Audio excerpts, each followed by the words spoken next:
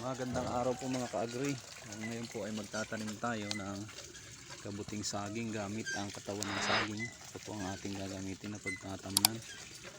At kasama ito pinagsunugan ng ipa. Ayan kung makikita nyo. Ito ang gagamitin natin na pagtatamnan. So dito natin itatanim dito. So ito ang ating gagamitin na binhi. So 2 packs lang to. So maliit lang ang gagawin natin. Ayan, 2 packs.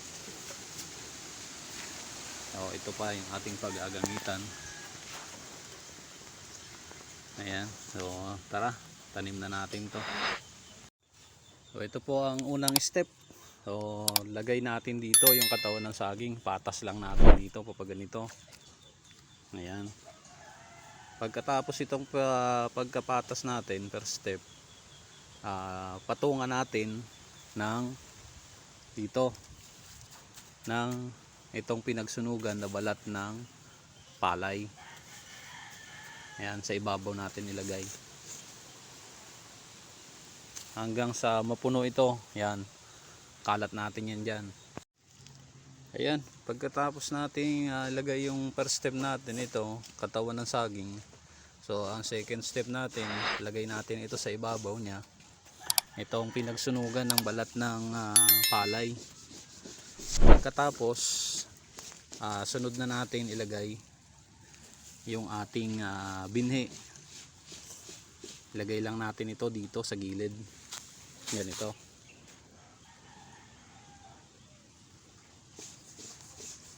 Yan, ganyan lang. Paikot.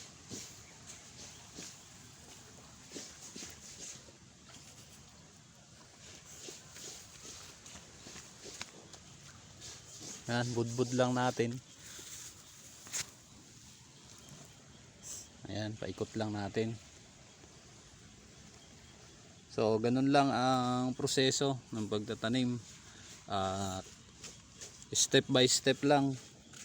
So pagkatapos nating lagyan, so lagyan natin, dagdagan natin to.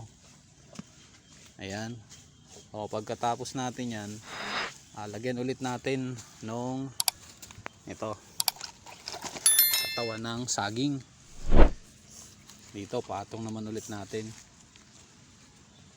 Ayan.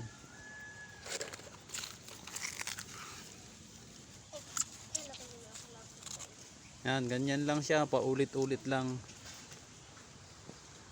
Pagkalagay natin ito, napuno natin yan, patong ulit natin itong abo hanggang maubos natin yung ating binhi, o hanggang tumaas man yan dito, o hanggang dito pa.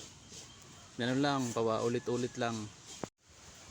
Ayan mga ka-agri, ito na po yung ating natapos na ginawa na bed.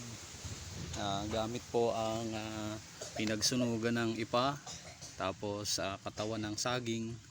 So ito yung banana trunks. Ayan. So ganun lang po yung aking proseso ng pagtatanim. First layer, itong katawan ng saging. Second layer ay ito yung pinagsunugan ng ipa, tapos binhi. O ganun hanggang sa taas. So ayan po yung ating natapos na bed. O yan po ay tatakloban natin ang plastic. Ayan, makikita nyo, napakaganda ng pagtanim. Ayan, palibot. Ayan, so takloban na natin to. Tapos nilagyan ko na rin sa ibabaw ng lahat yung aking natirang binhi. So hindi ko na po ito nilagyan ng dahon ng Madrid de Cacao, tapos ipil-ipil. Kasi ito, malakas itong mag-produce ng init kapag nadidecompose na itong katawan ng saging. Hindi na natin kailangan ng dahon. So takloban na natin to. Ayan na, nilagyan na natin ng plastic ang ating bed.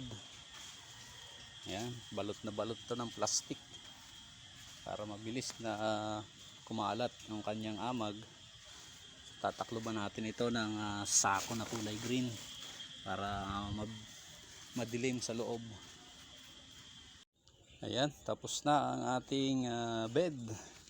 Mag-aantay na lang tayo ng 10 to 12 days para anihin ang ating tinanim na kabuting saging gamit ang katawan ng saging at pinagsunugan ng balat ng ipa or charcoal.